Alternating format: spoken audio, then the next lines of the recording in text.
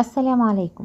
الناس اللي بتحب تعمل اكلات سريعة واقتصادية اخر الشهر بربع كيلو لحمة وبس ولفة جلاش كده بايظة خالص عندنا في الفريزر ومش عارفين نعمل بيها ايه. هنعمل النهاردة بيها غدا او عشاء خفيف وجميل ولذيذ وسريع جدا جدا، خصوصا كمان للستات اللي بتشتغل وعايزة تحضر كده الاكل بسرعة جدا اول ما ترجع. هنجيب لفة الجلاش دي كده، كانت عندي في الفريزر بقالها كتير قوي ومتكسرة كده ومتبهدلة زي ما انتوا شايفين، وهي ملفوفة رول كده زي ما هي. اخدتها بسكينه كده مشرشره وهبدا اقطعها بالسمك اللي انتوا شايفينه ده، حوالي كده صباعين او التقطيع اللي انتوا عايزينها. قطعوها كده طرنشات، وهنحضر لها دلوقتي بقى صوص كده تشريبه حلو وسهل وبسيط جدا، وهقول لكم كمان على حشوه اقتصاديه وسهله قوي وسريعه، يعني مش هتقفي في المطبخ خالص وقت طويل، وكمان هتحضري بقى غدا محترم او عشاء محترم ومغذي جدا جدا. بعد ما قطعت بقى لفة الجلاش بتاعتنا هبدأ بقى افرفط الورق كده من بعضه وما اسيبش ورقتين على بعضهم، يعني كده هطلعها لفوق كده وهحطها في حاجة علشان اكمل الخطوة اللي بعد كده. بصوا زي ما انتوا شايفين كده انا بطلعها لفوق والورق بيبقى ماسك في بعضه، بحاول على قد ما اقدر ان انا افككه كده من بعض. مش شرط طبعا يتفك بنسبة 100%، لا، بس انتوا حاولوا ما تسيبوش كام ورقة كده على بعضها.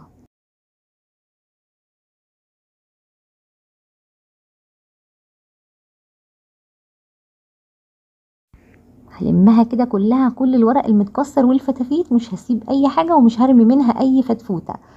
ايه التشريبة الجميلة والسهلة بقى اللي احنا هنقول عليها دي؟ هنجيب كوباية كبيرة او حاجة كبيرة هنجمع فيها كوباية ونص من الحليب، والحليب اللي انا مستعملاه كان حليب جاموسي كامل الدسم. حطيت الكوباية ونص في الكوباية وحطيت عليهم 3 بيضات حجمهم صغير جدا جدا، يعني انتوا لو عندكم بيضتين حجمهم كبير يبقى تستعملوا بيضتين وبس. علبة زبادي حجمها 75 جرام، او علبة الزبادي اللي هي الصغيرة خالص اللي هي معدل 3 معالق كبار زبادي، ومعلقتين كبار مليانين من القشطة وش الحليب، او حتى علبة القشطة الصغيرة اللي بتتباع في السوبر ماركت، المعلقتين كده مليانين قشطة. وطبعا دي اختياري، بس اي حاجة هنضيفها النهاردة هتدي اضافة جميلة وطعم حلو قوي. حطيت ربع معلقة من الملح وكمان ربع معلقة من الفلفل الاسود، وهقلبهم كده مع بعض، وكمان هحط مادة دهنية معلقتين كبار من السمنة. انا مستعملة سمنة بلدي، وانتوا ممكن تستعملوا اي نوع سمنة. معلقتين كبار كده سمنة، ممكن كمان تحطوا المعلقتين دول بدلهم 3 معالق من الزيت او معلقتين من الزبدة. قلبت كده الصوص التشريبة ده حلو كده مع بعضه، وهركنه على جنب، وهحضر الصينية بتاعتنا. انا جبت كده الصينية المتوسطة من الصواني المستطيلة اللي عندي، مش الصينية الكبيرة ولا الصغيرة، المتوسطة، ودهنتها كويس جدا بالسمنة. وهبدأ احط بقى الجلاش بتاعنا نص الكمية بتاعته برضو كده، هبدأ يعني افرفطه كده واوزعه كويس جدا في الصينية وفي كل الجوانب كويس جدا جدا. لو انتوا لقيتوا بقى 2 لازقين في بعض تحاولوا تفككوهم كده بمنتهى البساطة، يعني هترفعوهم لفوق وتبدأوا تفككوهم كده ببساطة من بعض. هساوي طبعا الجلاش ده في الصينية حلو، هخليه كله كده مستوى واحد، وده نص المقدار التاني بتاع الجلاش. هركنه على جنب، وهبدأ دلوقتي اجيب الصوص بتاع التشريبة بتاعي اديله تقليبة كده بسيطة، وهبدأ احط بقى نص المقدار بتاع الصوص ده. هنوزعه كده على الصينية زي ما انتوا شايفين بالتساوي كده. مش شرط خالص الحاجات تكون دايبة، يعني السمنة مش شرط تكون سايحة، والقشطة والحاجات دي مفيش مشكلة لما تدخل على درجة حرارة عالية هي كده كده هتسيح وتدوب مع بعضها كده، وكله بقى هيتداخل مع بعضه. طبعا قبل ما اشتغل في الصينية دي بكون محضرة الحشوة بتاعتي اللي هقولكوا عليها دلوقتي، بس علشان الفيديو ما يطولش انا ما عملتهاش معاكم. دلوقتي انا بسوي كده بالمعلقة الصينية، وبخلي الجلاش كله بسوى واحد. هحط بقى الحشوة بتاعتي دي عبارة عن ربع كيلو من اللحمة المفرومة، وعليهم ربع كيلو من البصل. طبعا بعصج اللحمة عادي، بحط بقى جزراية، وبحط كمان بطاطساية حجمها متوسط مبشورة، ما بحطهاش متقطعة صغيرة، لا انا بشرت البطاطساية. وحطيت طبعا فلفل بقى اخضر، فلفل الوان زي ما انتوا عايزين، بس علشان تضيفوا قيمة غذائية للحمة بتاعتنا. وكمان الكمية بتاعتها بتزيد جدا، الحشوة دي كانت كتيرة قوي قوي. ربع كيلو لحمه وبس عمل لي كميه حلوه قوي قوي. كمان البطاطس بتدي طعم حلو جدا، والجزره والفلفل.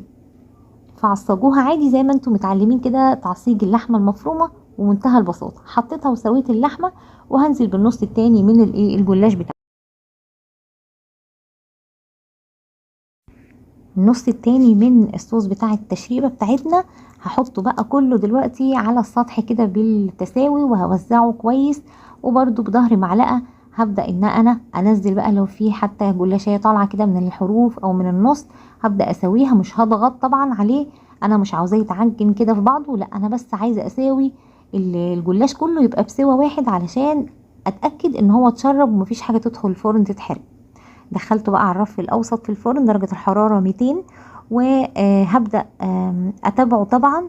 اول ربع ساعة او اول يعني تلت ساعة من التسوية حطيت جبنة مبشورة من على الوش. انا مستعملة جبنة شيدر، ممكن تستعملوا جبنة موتزاريلا، بس انا يعني مش بحب الجبنة الموتزاريلا، انا بحب جدا الجبنة الشيدر. ممكن تحطوا اي نوع جبنة وممكن ما تحطوش.